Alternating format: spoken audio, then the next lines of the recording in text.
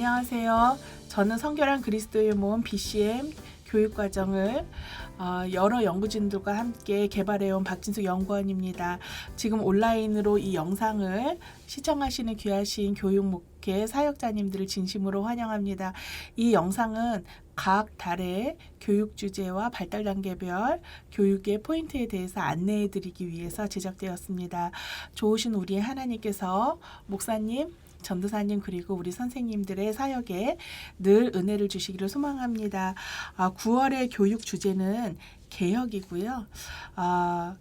이 개혁은 무엇을 의미하냐면요. 성경에 기초하여 사회를 새롭게 한다를 의미합니다.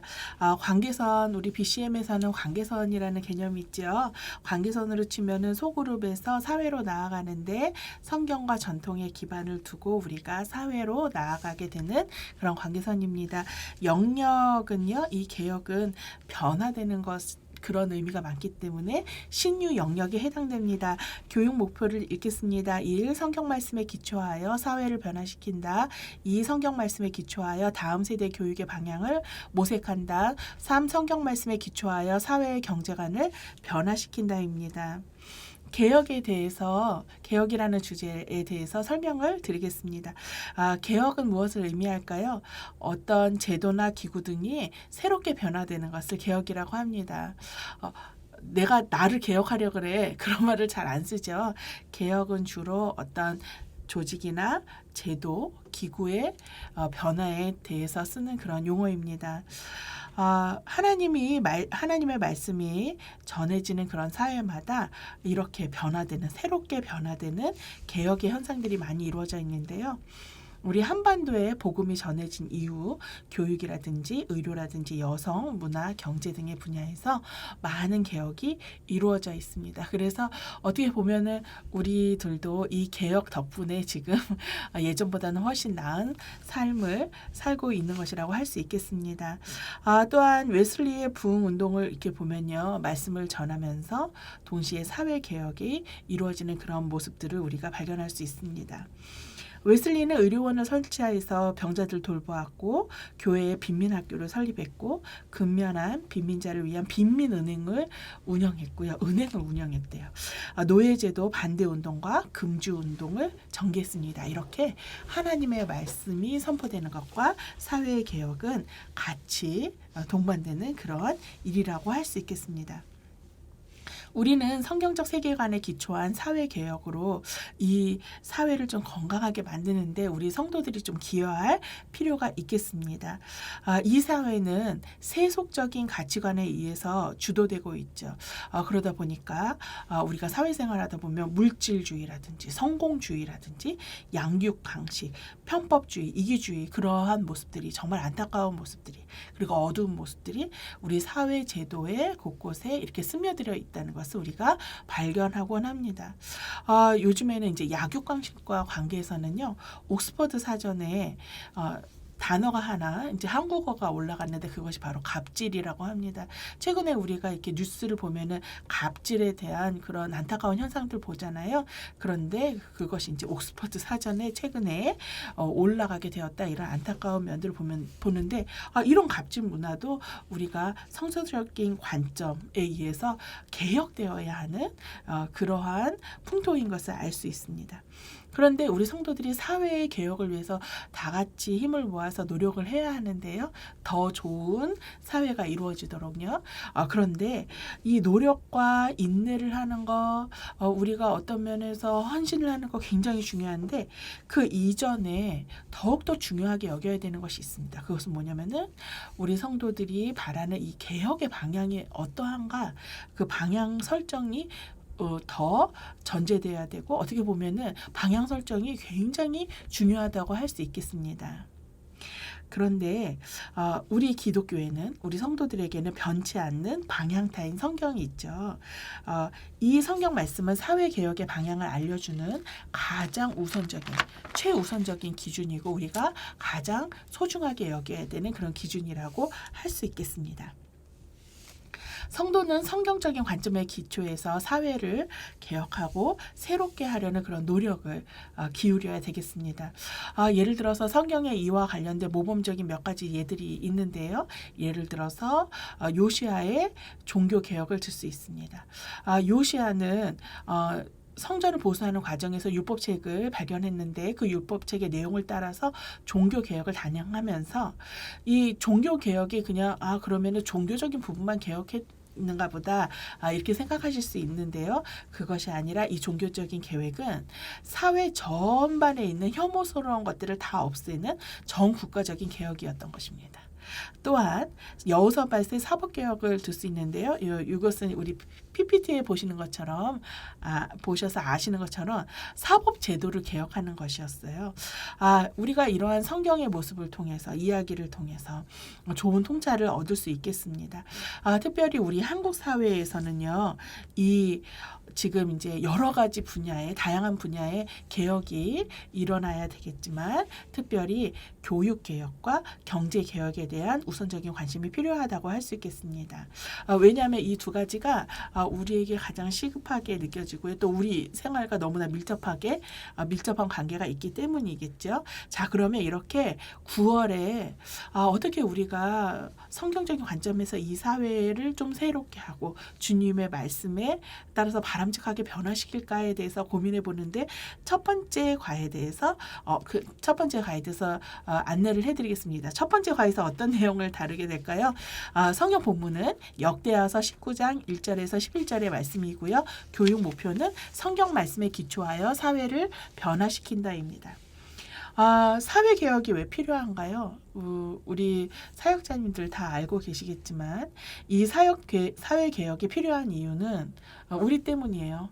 이 사회는 사람들이 모여서 이루어지는 것이 사회인데 그 사회를 이루고 있는 각 개인에게 있는 죄성으로 인해서 그 사람들이 하는 일들이 악하게 되는 거죠. 그러다 보니까 사회가 죄로 오염되고 왜곡되기 때문입니다.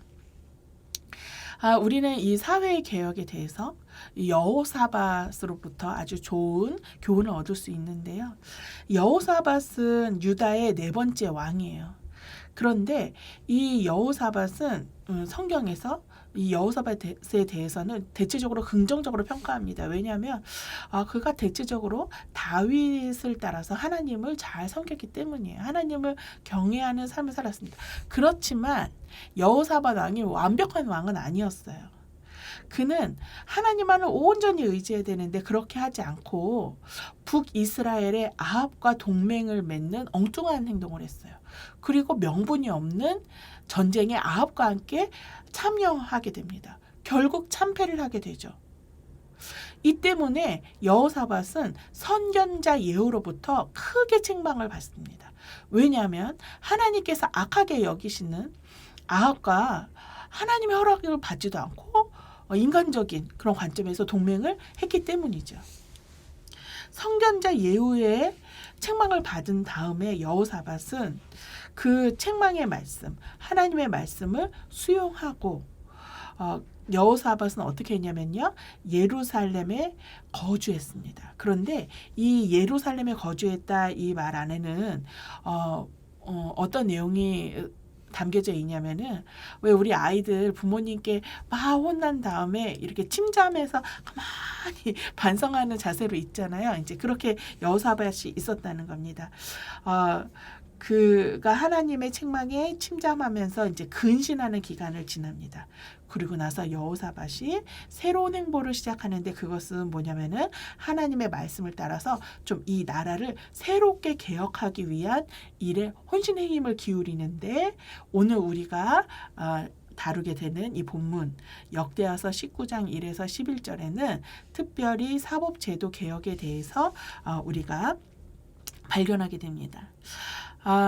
여호사밧이 사법제도를 개혁하면서 굉장히 강조한 몇 가지 원칙이 있는데 첫 번째는 신중하게 심혈을 기울여서 재판을 하라는 것입니다.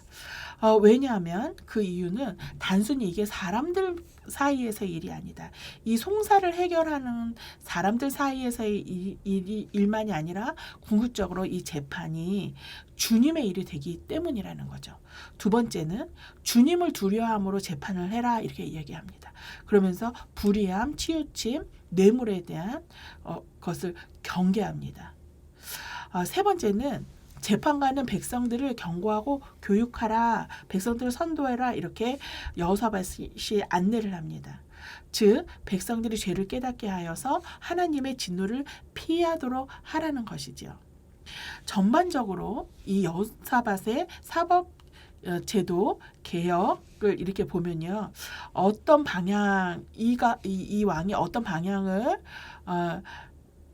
중요한 원칙으로 삼았는지를 우리가 발견하게 되는데요. 여호사밧은 이 재판 제도를 개혁함에 있어서 사람의 생각을 기준으로 삼지 않았고 주님의 말씀, 주님의 뜻을 굉장히 중요한 기준으로 삼았다는 것을 우리가 알 수 있고요. 본문 8절과 10절에서 이 부분에 대해서 좀 더 구체적으로 언급이 되어 있음을 알 수 있습니다. 이러한 여호사밧의 개혁은 유다 백성들로 하여금 철저하게 하나님을 경외하고 섬기면서 하나님의 뜻대로 살게 하려는 노력의 일환이었던 거죠. 사실 사회를 개혁한다는 것은 사회 자체를 개혁한다는데 크게 의미가 있기보다는 그 안에서 살아가는 사람들이 좀 더 주님의 율례를 따라서 율례에 준하여 살아갈 수 있도록 하는데 더 큰 목적이 궁극적인 목적이 있다고 할 수 있겠습니다. 성도는 여호사밧처럼 성경 말씀에 근거하여 사회가 변화되도록 노력해야겠습니다. 자, 그러면 스코포에 대해서 안내해 드리도록 하겠습니다. 유아부, 여호사밧 왕은 하나님의 뜻에 따라 나라를 새롭게 바꾸었다. 유치부, 여호사밧 왕은 회개하고 하나님의 뜻에 따라 나라를 새롭게 바꾸었다. 유년부, 여호사밧 왕은 하나님의 뜻에 따라 사법 제도를 변화시켰다. 초등부, 성경 말씀에 기초하여 사회 제도를 개혁한다. 중등부, 참된 사회 개혁은 하나님의 뜻을 이루어가는 것이다. 그러니까 참된 사회 개혁의 깊은 의미가 무엇인지를 중등부에서 다루게 되겠지요. 고등부, 성경적 사회 개혁과 일반적인 사회 개혁의 성격을 비교한다. 일반적인 사회 개혁은 사람의 생각, 사람의 상식을 기반으로 하고요. 그다음에 성경적인 사회 개혁은 하나님의 뜻을 기초로 하겠죠. 장년부서 성경 말씀을 근거로 변화되어야 할 사회 제도를 분석한다. 그래서 사회 제도에 대한 반성적인 성찰을 하도록 하는 것이 중요하겠습니다. 자, 그러면 두 번째 과에 대해서 안내해 드리겠습니다. 두 번째 과의 본문은 사무엘상 2장 12절에서 36절이고요. 교육 목표는 성경 말씀에 기초하여 다음 세대 교육의 방향을 모색한다입니다. 이 본문을 통해서 우리는 한국 교육의 문제점들을 생각해보고 반성해보고 그 다음에 성경 말씀에 근거해서 새로운 방향을 좀 찾아보려고 합니다. 사실 한국 교육에는 좀 다양한 문제가 있다는 거, 여러 가지 전문 서적이라든지 아니면 우리가 언론을 통해서 알게 되는데요. 현재 한국의 교육은 입시 위주, 그 다음에 지나친 경쟁적인 분위기, 사교육비가 굉장히 높고 아이들이 많이 행복하지 않고요. 그 다음에 학교 폭력이라든지 집단 따돌림이라든지 이런 문제들을 겪게 되는 경우가 많은 것 같습니다. 현재 우리 사회는 교육에 관한 근본적인 검토와 방향 재설정이 매우 시급하게 필요로 하는 그런 상황이라고 생각합니다.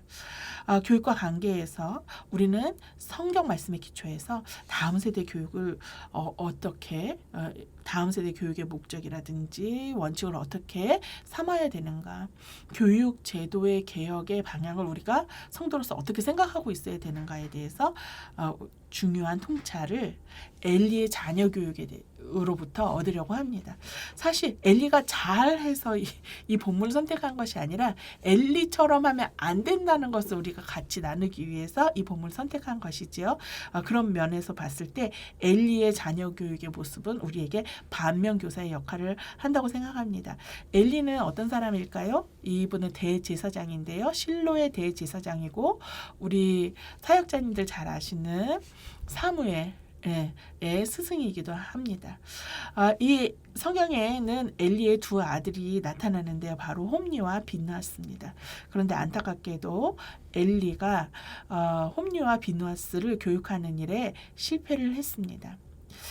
이때 당시 사사시대의 사회는 매우 영적으로도 또 사회적으로도 타락했는데요. 이러한 타락상이 엘리의 가정에서도 자녀 양육에서도 그대로 나타남을 우리가 알 수 있습니다. 대표적으로 그런 영적인 타락이 영적인 무감각함으로 드러나게 되는데요.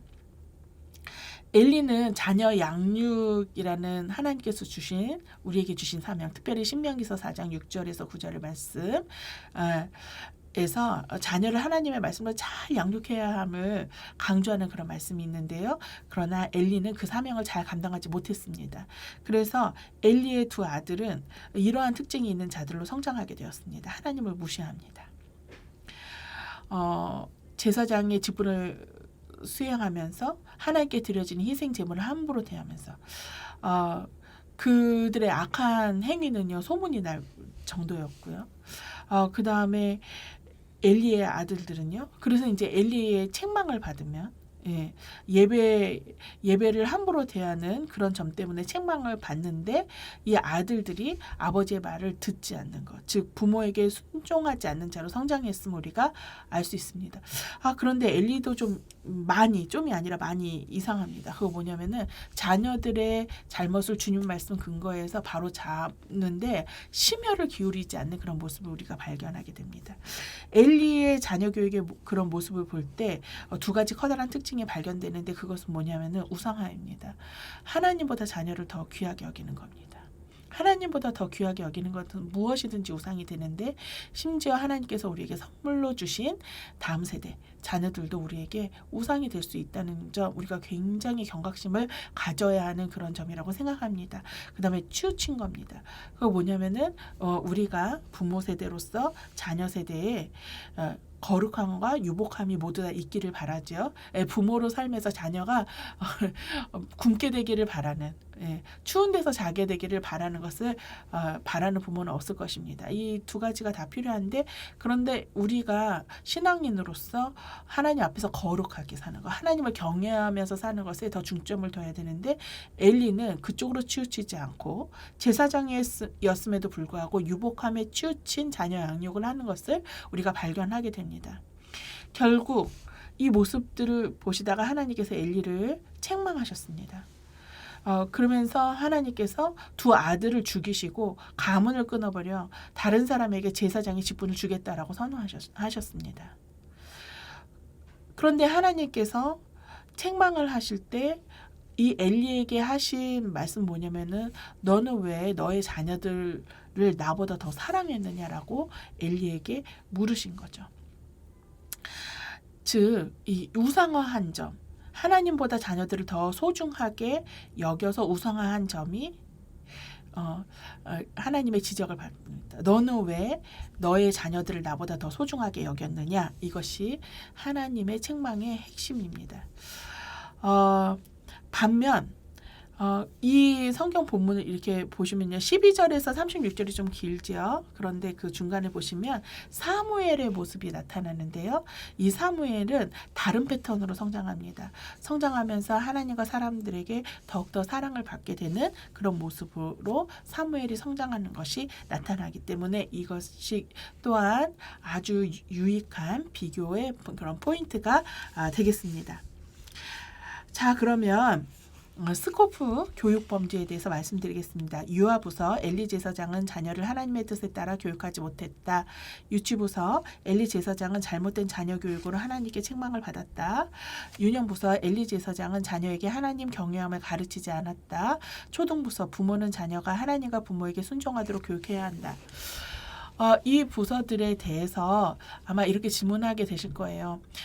이 본문은 사무엘상 2장의 이 본문은 자녀 세대보다는 부모에게 가르치는 것이 적절하지 않은가라는 그런 생각을 하실 거예요. 맞습니다. 그 점이 맞으시는데요.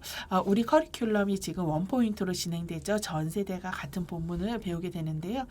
이 어른들의 이야기지만 우리 아이들이 또한 알아야 되는 일이기 때문에 최소한 이것에 대해 이런 일이 있었어. 이래서 엘리는 책망을 받았어. 아이들이 지식적인 차원에서라도 이것을 들어놓을 필요가 있기 때문에 우리가 어린 연령에도 이 본문을 가르치기로 했습니다. 중등부서 성경 말씀에 기초하여 다음 세대 교육의 방향을 모색한다. 고등부서 하나님을 경외하게 하는 교육이 자녀를 바르게 성장하게 한다. 장년부서 성경 말씀에 기초하여 자녀 양육의 목적을 재설정한답니다. 자, 9월의 마지막과 제3과에 대해서 안내해 드리도록 하겠습니다. 성경 본문은 누가복음 12장 13절에서 21절입니다. 교육 목표는 성경 말씀에 기초하여 사회의 경제관을 변화시킨다입니다. 제3과에서는 돈에 대해서 우리가 함께 고민해 보고자 합니다. 경제 문제인데요. 경제라는 것은 재화나 용역을 생산, 분배, 소비하는 활동이고요. 우리가 성도로 살아가지만 우리 성도들에게 있어서도 어떻게 뗄래야 뗄 수 없는 매일의 삶에서 구체적으로 부딪히는 문제가 이 경제 문제라고 할 수 있겠습니다. 그런데 이 경제 제도에서 핵심적으로 움직여지는 게 이 돈인데요. 예.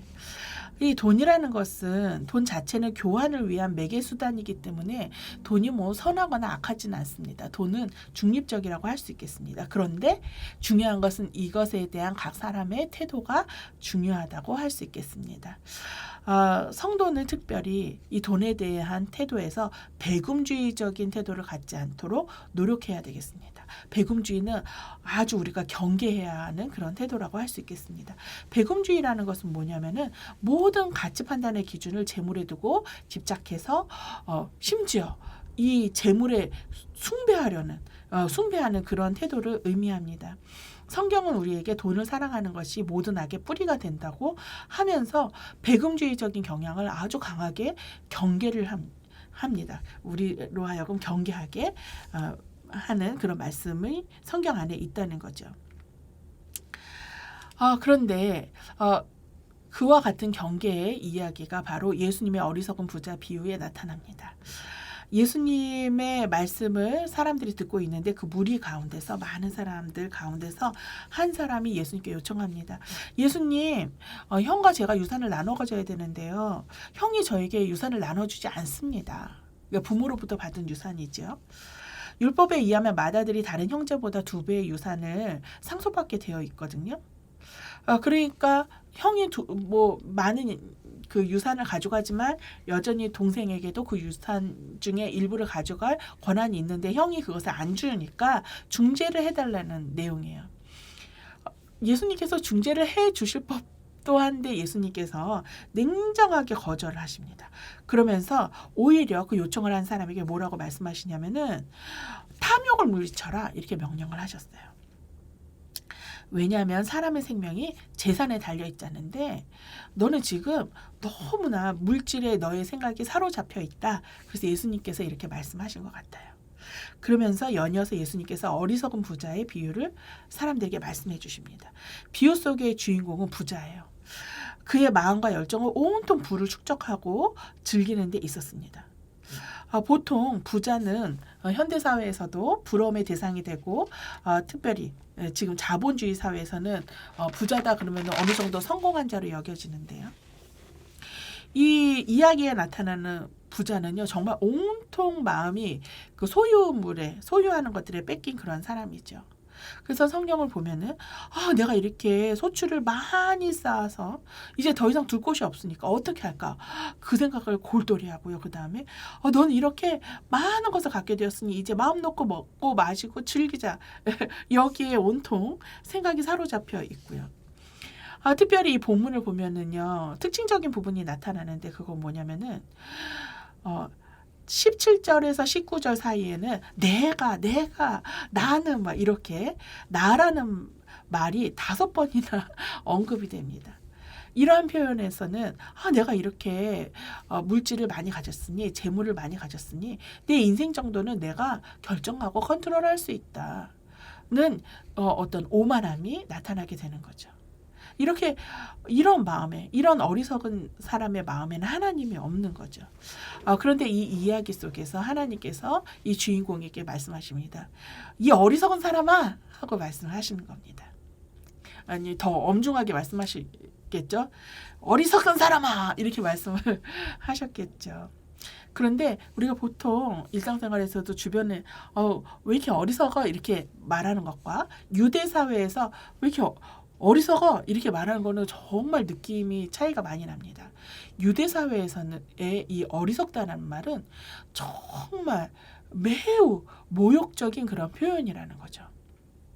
그러니까 이 이야기 속에서 이 비유 속에서 부자는 굉장한 하나님의 책망을 받게 되었다. 이렇게 이해할 수 있겠습니다. 우리들은 성도로서 경제에 대한 이 세상적인 생각을 좀 경계할 필요가 있습니다. 그리고 성경의 관점에서 하나님께서 이 부분을 어떻게 보시는지 우리가 곰곰이 생각해서 사회의 경제관이 또 경제제도가 성경적으로 변화되도록 하는 일에 우리 성도들의 사명이 있다고 하겠습니다. 자, 그러면 스코프에 대해서 설명드리도록 하겠습니다.